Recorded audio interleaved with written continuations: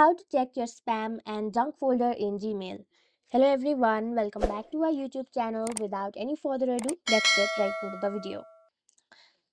So, there is a separate folder for spam in your Gmail. Some messages might have been accidentally gotten into your spam folder, even if it is important. Now, in order to get to it and then restore it, first open your Gmail application. Then, from your top left corner, you will get this menu bar in the search box. Tap on it. Now scroll down and here you will find an option of spam. Tap on it. All the spam emails will be here.